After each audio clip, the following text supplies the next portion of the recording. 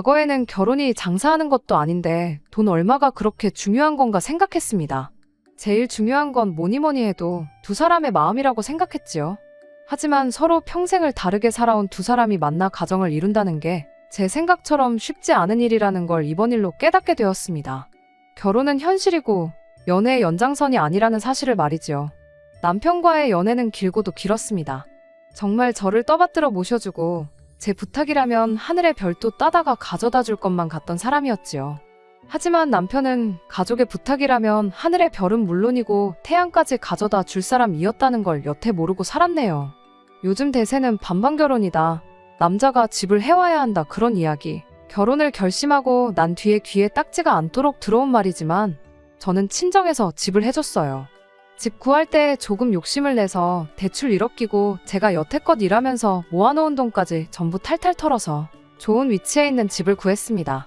결혼해도 계속 맞벌이 생활을 유지할 계획이었기에 두 사람 벌이로 대출 1억 이자 내는 거 부담 없었고 사실 대출까지 받아가며 욕심을 냈던 이유도 아파트부터 해서 그 주변 지역까지 호재가 너무 많았던지라 그냥 몇 년 살기만 해도 집값이 대출받은 돈보다 훨씬 더 많이 오를 거라는 확신이 있었거든요. 친정에서 집 하는데 돈을 다 해준 이유는 별거 없었어요.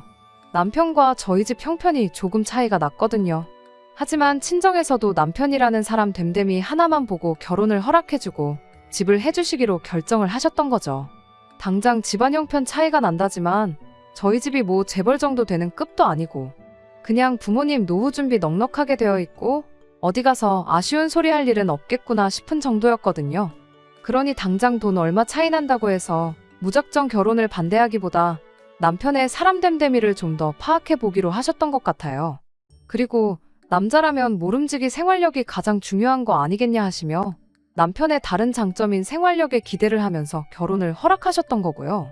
저희 부모님께서도 현재는 넉넉한 형편이지만 처음 결혼 생활 시작하셨을 땐 상황이 썩 좋은 편은 아니셨답니다.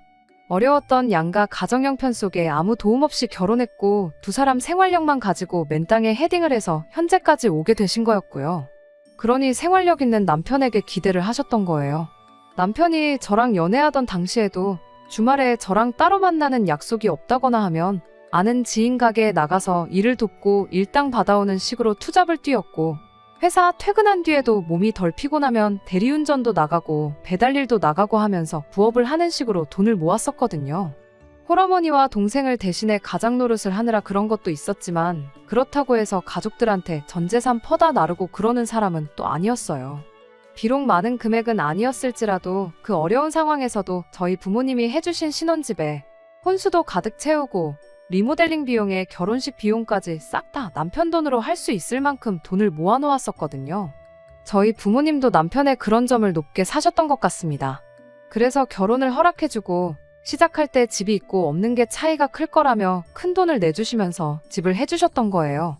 그리고 저희가 결혼 이야기가 본격적으로 나오기 시작할 때쯤 남편의 여동생, 그러니까 신우 또한 취직에 성공을 하게 되면서 그동안 남편이 혼자서 해야만 했던 집안 대들보 노릇을 이어갈 필요가 없어졌고 그 부담이 사라지게 되니 저희 결혼이 정말 빠르게 진행되기 시작했어요.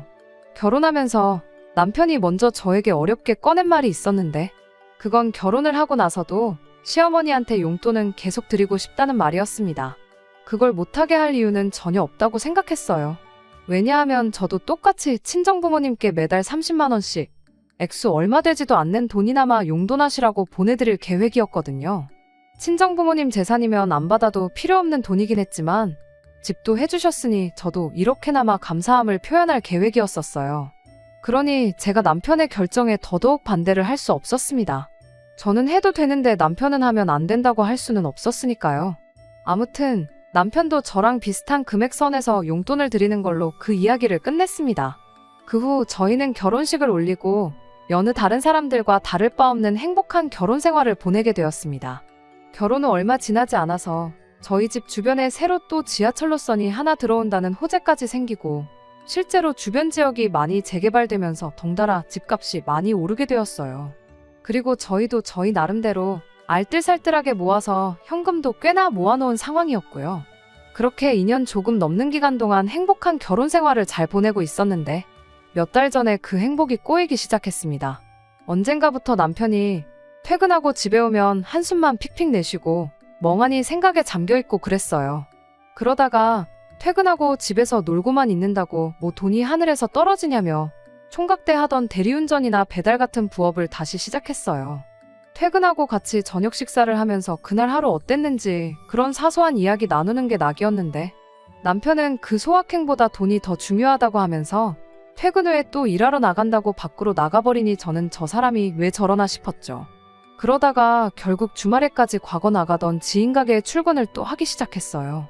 그렇게 되니 하루에 무슨 일이 있었는지 그런 소소한 대화를 나누기는커녕 한 집에 같이 살면서 잠만 같이 잘 뿐이지 얼굴 보기도 힘든 게 마치 룸메이트나 다름이 없더군요. 게다가 새벽 시간에 집에 돌아오는 날이 잦아지니 남편이 도어락 열고 들어오는 소리에 잠에서 깨기도 하고 평소 들어오는 시간보다 늦어지면 신경이 쓰여서 잠도 제대로 못 자고 그렇게 되더라고요. 아무리 돈이 좋아도 이건 아니다 싶어서 남편한테 우리 집값도 엄청 많이 올랐고 저금도 상당하지 않느냐. 내가 어디서 돈 더 벌어오라고 시키는 것도 아닌데 왜 그렇게 몸을 혹사를 시키지 못해 안달이냐고. 그냥 여태까지 하던 대로만 해도 우리 사는데 돈 부족할 일 없고 어려울 것도 없다고 너무 조급해하지 말라는 이야기를 꺼냈습니다. 제 말에 남편은 어디서부터 설명을 해야 할지 모르겠다며 이렇게 된 상황에 대해서 이유를 말해줬어요. 다시 부업에 투자까지 시작하게 된 자초지종에는 다른 이유가 있었던 거죠. 알고 보니 신우가 멀쩡히 잘 다니고 있던 회사에서 갑작스럽게 해고 통보를 받게 되었다고 하더라고요. 그러면서 시댁이 현재 생활고로 힘들어하고 있다는 사실을 말해주더군요. 남편이 시어머니한테 용돈을 보내고 있긴 했지만 그걸로 두 사람이 생활을 이어가기에는 턱없이 부족한 액수였던 거죠. 저희가 맞벌이하면서 생활비와 대출이자 그리고 같이 모으고 있는 적금을 제외하고 남은 돈은 서로가 각자 관리를 하고 있던 상황이었어요. 남편 월급이라고 해봐야 월 300 중반 정도 되는 돈이었는데 그 돈으로 공동으로 내는 돈 다 내고 나면 얼마 남지도 않는 상황이었거든요. 시어머니 드린다던 용돈까지 빼면 더더욱 모자랐을 거예요. 그런 상황에서 남편이 마련해야 하는 돈이 이젠 용돈 수준을 넘어서 신우와 시어머니 두 사람 생활비가 돼버렸으니 그걸 혼자 충당하려니 투잡 쓰리잡을 해도 돈이 모자라도 한참 모자랐던 상황이 돼버린 거죠. 보니까 점심도 거르고 그 돈까지 싹 다 긁어서 보내주고 그랬더라고요. 직장인 점심값 해봐야 얼마나 한다고 말이죠. 답도 안 나오는 상황이었고 결혼하면서 그만하기로 했던 대들보 노릇을 다시 하게 된 걸 알게 되니 정말 까마득했습니다. 하지만 그렇다고 당장 가족들이 밥을 굶게 생겼는데 모르는 척 하라고 할 수도 없는 노릇이었어요. 신우가 해고를 당하긴 했지만 아직 나이도 어리고 그간 회사 다니면서 쌓인 경력도 있으니 금방 다시 취직을 하지 않겠냐, 그때까지 당분간만 이렇게 하면 안 되겠냐 부탁을 해오는데 제 월급까지 해서 시댁 생활비를 내주겠다고 나설 수도 없었고 그저 신우가 하루빨리 다시 일자리를 구하길 바라는 것 말고는 제가 할 수 있는 일이 없었습니다. 그렇게 모든 사실을 알게 되고 난 뒤 얼마 지나지 않아 신우의 새로운 소식을 듣게 되었습니다. 그 소식이 신우가 다시 취직을 해서 남편이 더 이상 투잡을 해도 되지 않아도 되는 상황이라는 소식이었다면 더할 나위 없이 좋았겠지만 그런 꿈만 같은 소식은 아니었네요. 아니, 따지고 보면 이게 꿈인가 생시인가 싶을 정도의 소식일 수도 있겠네요. 신우가 해야 할 취업은 안 하고 임신을 했다는 소식이었으니 말이죠. 신우가 결혼해서 가정을 이루고 있던 상황이라면 당연히 축하할 일이었겠지만 그게 아니니 정말 복장이 터질 노릇이었습니다. 신우의 임신 소식과 함께 알게 된 또 다른 새로운 사실이 가관이었습니다. 애초에 신우가 멀쩡히 잘 다니던 직장에서 왜 갑작스럽게 잘렸는지 항상 의문이었는데 알고 보니 해고 통보를 받은 게 아니고 신우가 자기 발로 회사를 나갔던 거였어요. 같은 회사 다니던 직장 동료와 눈이 맞았다고 하더라고요. 문제는 그 직장 동료라는 사람이 애까지 딸린 가정이 있는 남자였다는 거고요. 거의 신우가 회사 들어가자마자부터 그런 사이였던 것 같은데 결국 꼬리가 길어서 들켜버리게 되었나 보더라고요. 둘 중에 한 명이 회사를 나가야 하는 상황이었는데 누가 시키지도 않았는데 신우가 그 사람은 지켜낼 가정도 있고 아이도 둘이나 된다고 모든 책임을 떠안고 자기 발로 회사를 그만뒀다는 거예요. 재미는 둘이서 봐놓고 그 책임은 신우 혼자 지게 되었으니 그것만 해도 답답해 미칠 노릇이었는데 더 어이없는 건 그렇게 회사까지 지 발로 그만둔 신우가 이젠 눈치 볼 게 없어서 그랬는지 회사 그만두고 나서도 그 사람을 계속 만났던 거예요. 신우 아이는 그 사람의 아이였던 거고요. 신우 소식에 시어머니는 머리 싸매고 드러누우셨고 신우는 신우대로 혼란스러워 보였습니다. 그 아이를 낳고 말고는 다 큰 어른인 신우가 결정할 일이라고 생각했고 제가 왈가왈부할 필요도 없다고 생각했어요. 제가 달리 해줄 수 있는 건 없었고 대신 신우한테 일단 비상금으로 가지고 있으라고 남편이 보내주던 생활비와는 별도로 제 돈에서 300만 원 인출해 보내줬습니다. 신우는 그 돈을 받고도 별로 고마워하는 눈치는 아니었어요. 저도 생색내겠다고 보내준 돈이 아니기도 했고 신우도 그 상황에 심적으로 많이 힘들고 혼란스러울 테니 제 정신이 아니겠구나 싶어서 그걸 가지고 트집 잡고 그러지는 말자 생각하고 그냥 넘어갔습니다. 그 날로부터 2달이 지났는데 신우에 대한 별다른 소식이 없는 걸로 보아 신우는 그 아이를 낳기로 결심을 한 듯 보였습니다. 하지만 저도 여기서 냉정하게 하나 짚고 넘어가야 할 일이 있었으니 그건 남편이 보내주는 생활비 문제였습니다. 남편이 몇 달 동안 투잡까지 뛰어가면서 대주던 생활비를 그만해야 될 때가 왔다는 생각이 들었거든요. 신우가 그런 결정을 내린 건 자기가 책임질 수 있으니까 가족들과 아무런 상의도 없이 그런 결정을 내렸던 거 아니겠어요? 물론 몇 배로 더 힘들게 하겠지만 가정에 있는 오빠 돈으로 자기 아이를 키울 생각은 당연히 아닐 거라 생각했고 어쨌든 시어머니가 집에 계시니 아이를 돌봐주실 수 있을 테고 신우도 알바가 되었든 새 직장이 되었든 뭐라도 시작하지 않겠나 싶었거든요. 남편한테는 신우 상황은 이해하지만 신우 애까지 우리 돈으로 키워줄 수는 없는 노릇이지 않냐며 잔인하게 들릴진 모르겠지만 이제 시댁에 생활비 대주는 건 그만했으면 좋겠다고 솔직하게 말을 했어요. 시어머니 용돈 보내드리는 것까지는 뭐라고 하지 않겠지만 그렇게 할 거면 제가 남편 통장 관리를 직접 하겠다고 말했습니다. 제가 지속적으로 확인하지 않으면 또 점심값이고 뭐고 여유자금 생기면 싹 다 시댁에 보내줄 것만 같아서 꺼낸 말이었고요. 남편도 면목이 없다면서 제 제안에 선뜻 그렇게 하겠다고 대답해왔습니다.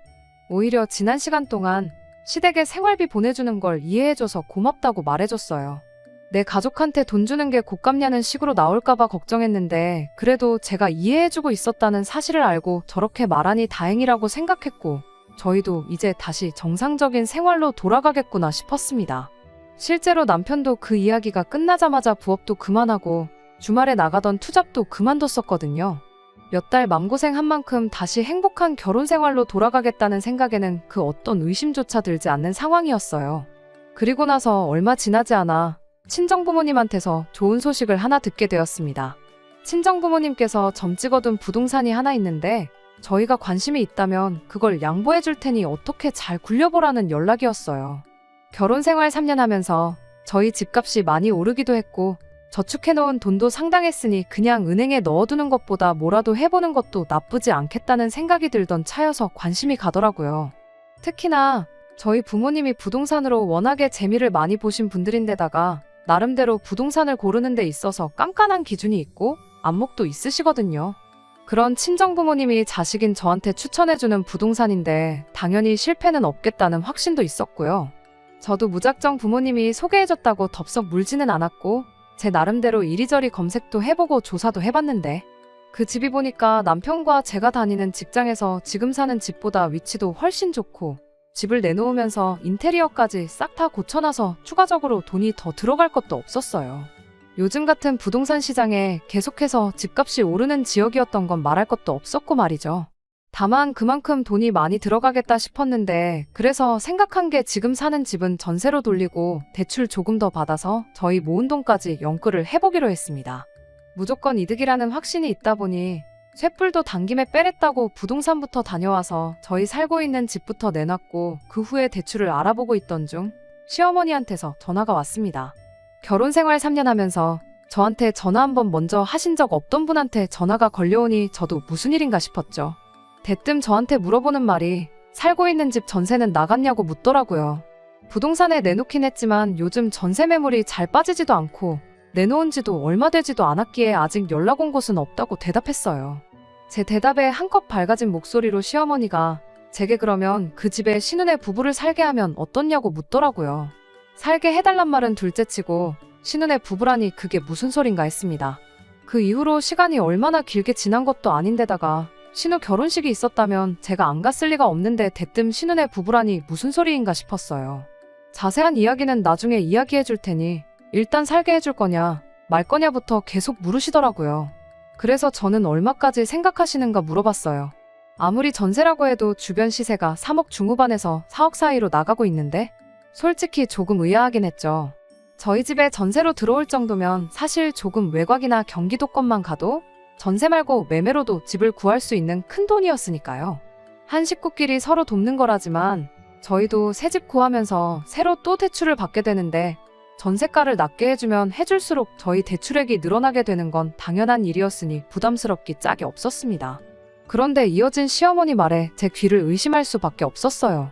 조금 무리해서라도 최대한 맞춰줘야겠구나 자포자기하고 있었는데 시어머니는 가족끼리 무슨 돈을 받냐며 애들이 무일푼이라 어디 들어가 살만한 전세보증금 모을 때까지만 살게 해주라고 너무나도 당연하다는 듯이 말해왔으니까요. 세상에 4억짜리 집에 공짜로 들어와서 살게 해달라고 할 줄은 몰랐으니 저도 모르게 큰 소리를 내며 놀라고 말았습니다.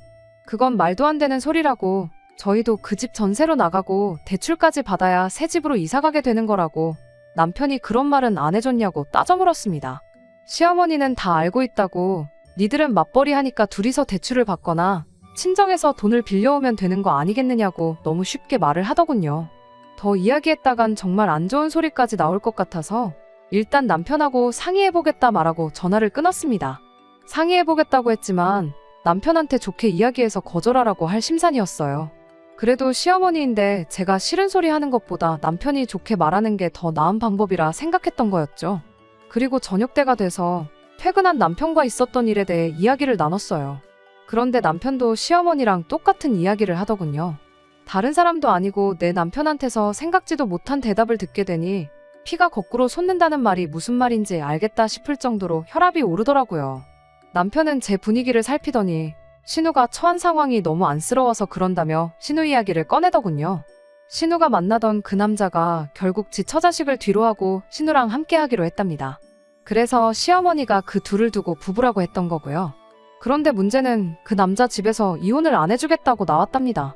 정확히는 이혼은 해줄 수 있지만 그럴 거면 전 재산 다 내놓고 몸만 나가라고, 그러면 합의 이혼을 해주겠다 나왔다네요.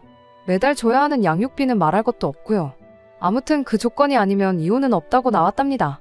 그 와중에 신우는 정신 못 차리고 무늬만 아빠는 싫다고 해달라는 대로 다 해주고 이혼을 하라고 강요를 했고 결국 그렇게 두 사람은 결혼식은 일단 미루고 살림 먼저 합치게 되었다는 거예요.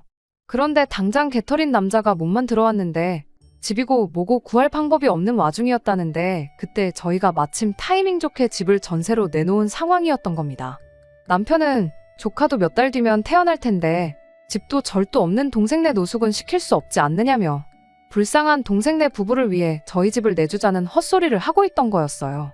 저희는 당장 맞벌이 하니까 대출 더 받는 거는 문제도 아니고 제가 원한다면 자기가 투잡 탓이 뛰면서 대출이자를 전부 자기 돈으로 감당하겠다고 그러면 상관없는 거 아니냐고 나오는데 아주 답답해서 속이 터지기 일보 직전이었습니다. 남편하고 이야기해서 잘 해결해 보려고 했는데 이건 제가 신우 혹은 시어머니랑 직접 만나 단판 짓지 않으면 끝나지 않겠다는 생각이 들었어요. 일단 남편한테는 나는 더 할 말이 없으니 나중에 다시 이야기하자고 하고 다음날 퇴근 후에 저는 시댁으로 곧장 향했습니다. 시어머니도 눈치가 있는지 말도 없이 불쑥 찾아온 제가 무슨 이야기를 하러 온지 어느 정도 짐작을 했나 보더라고요. 저보고 한가족끼리 너무하다며 집을 달라는 것도 아닌데 내 딸이 들어가 잠깐 살게 해주는 것도 못 해주냐, 더군다나 맏며느리면 가족들을 위해 희생해야 하는 거 아니냐 하는 말도 안 되는 소리를 늘어놓더군요. 그렇게 신우 살 곳이 걱정되면 어머님 집에 같이 살면 되는 거 아니냐, 아직도 한 집에 같이 살고 있는데 사위 한 명 더 드리는 건 또 안 될 게 뭐냐고 따졌죠. 신우 애 태어나면 어머님이 애 봐주고 신우도 직장 다시 구해서 나 죽었소 하고 몇 년 맞벌이 하면 애 학교 가기 전에 독립할 돈 정도는 모을 수 있는 거 모르시냐? 굳이 내 집을 내줘야 하는 이유가 도무지 이해가 되질 않는다. 처음에는 저도 대화로 다른 해결책을 모색해볼 요량으로 제 생각을 이야기했는데 시어머니는 제 말에 그 집이 어디 네 혼자 집이냐고 제 말에 꼬투리를 잡더라고요. 설마 남편이 인테리어 비용한 거랑 혼수해온 거 가지고 소유권을 주장하려는 거냐 따져 물었어요. 그 말에 어디 그뿐이겠냐며 여태까지 대출도 같이 갚아오지 않았냐고 네 혼자만의 집이라 생각하지 말거라 하는 겁니다. 대출이라 봐야 1억 받은 게 전부고 3년 동안 갚아봐야 얼마나 갚았겠냐고. 아직 반이반도 안 갚았는데 6천 들고 와서 4억 집이 공동소유라고 주장하는 게 말이나 되냐고 따졌죠. 인테리어 비용 2천에 혼수랑 여태까지 남편이 갚은 대출이자 당장 다 돌려주는 거 일도 아니라고. 지금 제가 여기까지 찾아온 이유는 내 집에 신우 살게 할 생각 없다는 거 확실하게 하러 온 자리니까 이야기 길게 하지 말자고 말했습니다. 시어머니는 제 말에 대답도 안 하고 지금 내 아들 내쫓는다고 협박이라도 하려는 거냐며 너 니네 부모한테 가정교육 그렇게 받았냐고 아주 싸가지가 없다고 따지고 들더군요. 부모님 이야기까지 나오는 걸 보니 상황이 갈 때까지 간 것 같았고 더 되돌릴 수도 없겠다는 생각이 들었습니다. 그래서 저도 여과 없이 시어머니한테 한마디 했어요. 어머님이야말로 신우 가정교육을 어떻게 시켰길래 저 모양 저 꼴이냐. 멀쩡히 가정이 있는 남자 꼬시다 걸려서 직장까지 잘렸으면 거기서 적당히 하고 멈춰야지. 뭘 잘했다고 그 꼴을 당하고도 그 남자를 계속 만나다가 한 집안을 풍비박산을 내놓고 이제는 지 오빠 결혼 생활까지 파탄을 내려고 하고 있지 않느냐고. 저도 할 말 못할 말 가리지 않고 따발총 마냥 쏘아댔어요. 시어머니 얼굴이 시뻘개져서 곧 뒷목이라도 잡을 기세로 부들부들거리고 있더라고요. 돈 관리를 어떻게 했길래 신우 직장 잘리자마자 아들한테 투잡 쓰리잡을 시켜가며 생활비를 받아낼 때 알아봤어야 했다. 쉬지 않고 제 할 말만 계속 쏟아냈습니다. 집안까진 들어가지도 못하고 현관문 앞에 서서 시어머니랑 설전을 벌이고 있는데 벼랑간 벌컥하고 현관문이 열리는 소리가 들리더라고요. 반사적으로 고개를 돌렸는데 거기엔 남편이 서 있었습니다. 시어머니가 제가 찾아온 걸 보고 문 열어주기 전에 남편한테 전화부터 했었나 보더라고요. 그 전화를 끊지 않고 내버려둔 건지 시어머니랑 저랑 싸운 내용을 남편은 전화기 너머로 다 듣고 있던 상황이었나 보더군요. 그리고 그 자리에서 남편은 제가 아닌 가족을 택했습니다. 평생 저한테 화 한 번 낸 적 없는 사람이었는데 저를 향해 고래고래 소리를 치더군요. 어디 어른한테 말버릇이 그따위냐고 하면서 당장 무릎 꿇고 빌라고 하길래 무릎 꿇고 빌어야 할 사람이 누군데 이러냐. 당신 뜻이 뭔지 잘 알겠다 말하고 그 길로 시댁 현관문 밖으로 뛰쳐나갔습니다. 남편은 본능적으로 뭔가 잘못되었다는 걸 깨달은 건지 1분도 걸리지 않아 쫓아나와선 차가운 아스팔트에 두 무릎을 꿇고 싹싹 빌기 시작했어요. 이제 와서 무릎을 꿇는다고 뭐가 달라지겠냐. 그냥 당신은 하던 대로 가족들 대들보 노릇이나 하라 그러고 무릎 꿇은 남편을 뒤로하고 제 갈 길을 갔습니다. 그러니 이제는 시어머니까지 쫓아나와 제 팔을 붙잡고 그제서야 없던 일로 하자면서 저보고 일단 집에 들어와서 이야기 좀 다시 해보자고 하더라고요. 더 이야기할 게 뭐가 있냐.